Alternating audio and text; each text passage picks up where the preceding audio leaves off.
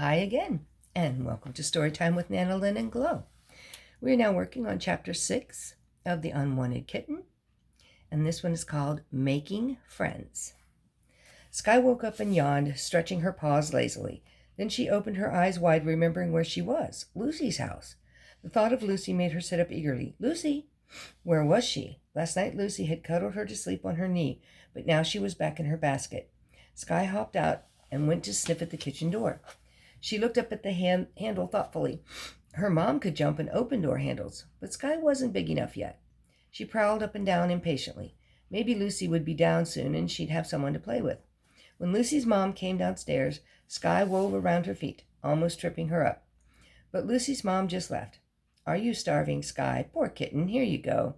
She placed a full bowl of kitten food on the floor, and Sky settled down to eat it, keeping one eye on the door. When Lucy finally came into the kitchen, Sky danced over to her delightedly. "Where were you? I've been waiting for you. Cuddle me," she meowed. Lucy gulped. She cast one quick glance at Sky, her tail pointing excitedly straight up, her whiskers twitching with happiness, and then dragged her eyes away. It was so unfair to keep doing this. Sky didn't understand that she could only love her when no one was around. Soon, Lucy thought sadly, Sky is going to give up on me. Lucy's parents watched as the kitten pawed eagerly at Lucy's leg, and Lucy ignored her again. Lucy's dad gave her mom a serious look and shook his head.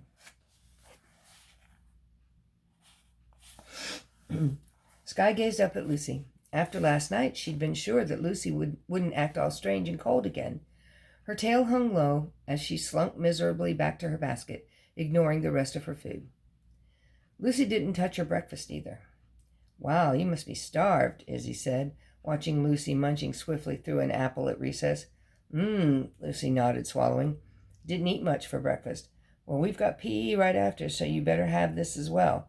She reached into her bag and pulled out a cereal bar. Lucy gave her a grateful look. "Don't you want it?" "No, Mom keeps giving me them, but they're yucky." "You're welcome," Izzy smiled. Lucy had looked for Izzy as soon as she got to school that morning, hoping that she would be there already. She'd been delighted when Izzy had seen her and rushed over. When they got into the classroom, Izzy had asked if she wanted to sit next to her. There was room, and she said Mrs. Walker wouldn't mind. Olivia and Katie looked surprised, but they didn't say anything. "Hello," Lucy muttered shyly as she went past. It was the first thing she'd said to them since her first day, and they looked a little confused. It was amazing how different school was now that she had someone to talk to. Lucy found she actually enjoyed their PE class, which was soccer skills. Izzy was terrible, but she didn't mind, and just rolled her eyes at Lucy and giggled hopelessly every time she had to run off across the field after the ball. Lucy was good at sports, and Mr. Jackson said he'd have to keep an eye on her for the school team.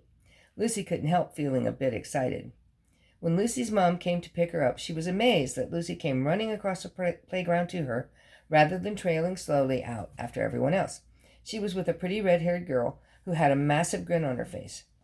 The red-haired girl grabbed a tall red-haired woman, who had to be her own mom, and then came to join Lucy. "Did you ask her?" Izzy said anxiously. Lucy shook her head. "Mom, please, can I go over to Izzy's house? She lives across the road from us, please." "Oh, Lucy, that sounds great. But maybe another day," said Mom. "We haven't given Izzy's mom much notice." She smiled apologetically at the red-haired woman. "Actually, it's fine by me," Izzy's mom replied. "Izzy mentioned last night that she'd met Lucy, and she'd love to have her come over. Since it's Wednesday, Izzy's sister Amber has choir, so I picked Lizzie up. Usually the girls walk home together. You've just moved in, haven't you?" Izzy's mom was really friendly, and as the four of them walked home, she told Lucy's mom about the neighbors, which were the nicest shops in the area. Izzy's mom made the girls a snack, and afterward Lucy and Izzy hung out in her room. Izzy had a sleepover bed that slid out from underneath hers, and she promised to ask if Lucy could stay the night soon. Amber had a portable DVD player. "I bet she'd lend it to us for the night," Izzy told her. Izzy also had a secret stash of chocolate left over from her birthday, and somehow, munching happily and chatting about the worst teachers at their school, Lucy forgot that she wanted to leave Fairfield. It seemed all too soon that Izzy's mom was calling up the stairs to say that Lucy's dad was here to take her home.